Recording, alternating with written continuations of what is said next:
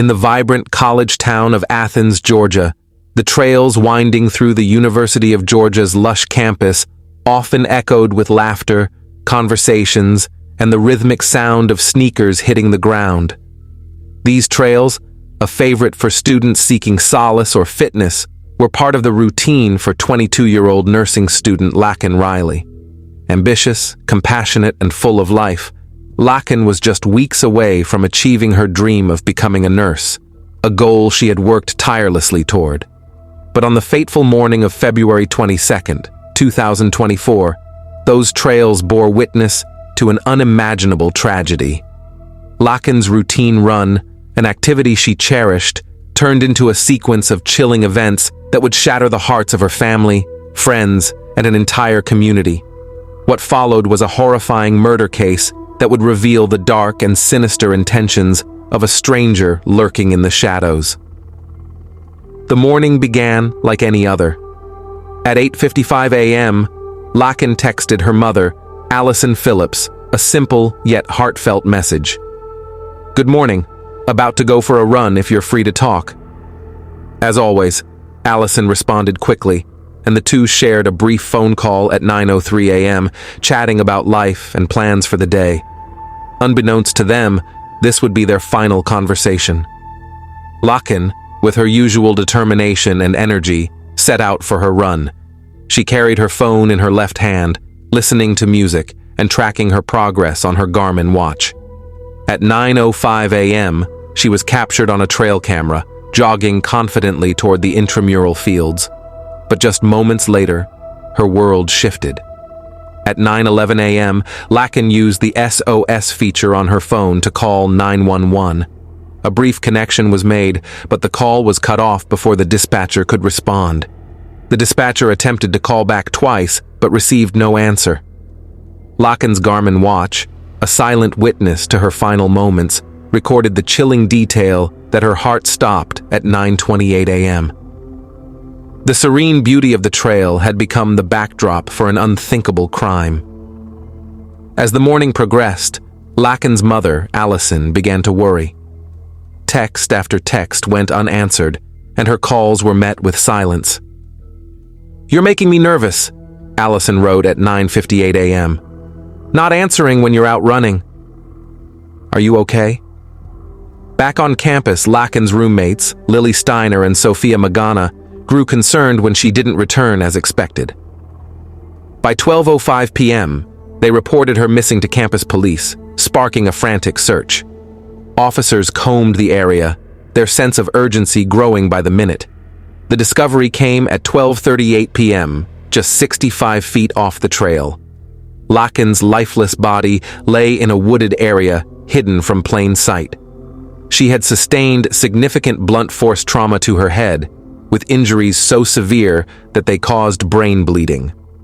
The autopsy later revealed signs of asphyxiation, marking her cause of death as the combined effects of blunt force trauma and asphyxia.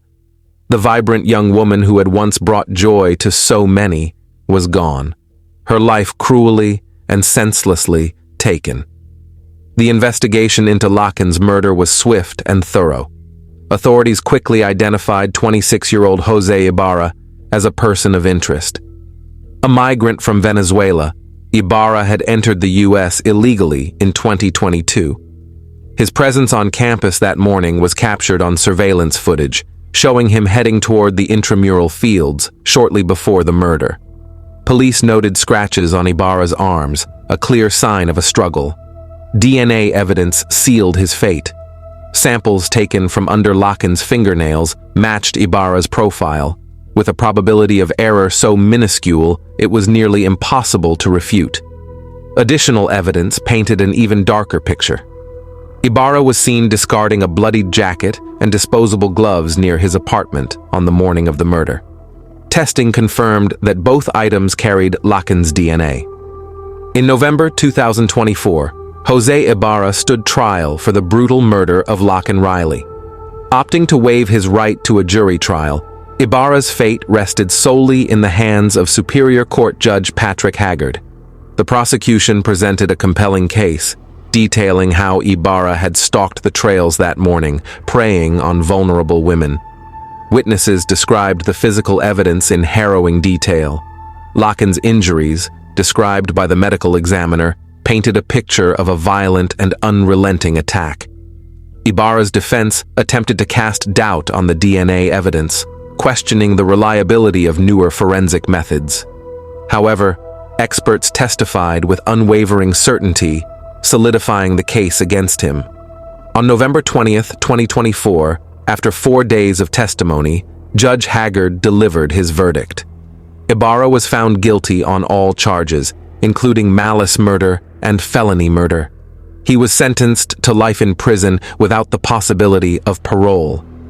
The verdict brought a sense of justice, but it could never heal the wounds left by Laken's loss. Her family, friends, and classmates struggled to comprehend how such a bright and promising life could be extinguished in an instant. In the wake of the tragedy, the University of Georgia community came together to honor Laken's memory. Candlelight vigils illuminated the campus, and a scholarship fund was established in her name to support aspiring nursing students. Laken Riley's story is one of loss, heartbreak, and resilience. It serves as a stark reminder of the dangers that can lurk even in seemingly safe spaces. Her family continues to advocate for campus safety measures, hoping to prevent others from enduring similar tragedies. Though her life was cut short, Laken's legacy lives on in the hearts of those who knew her. Her determination, kindness, and vibrant spirit remain a beacon of light in a world darkened by her absence.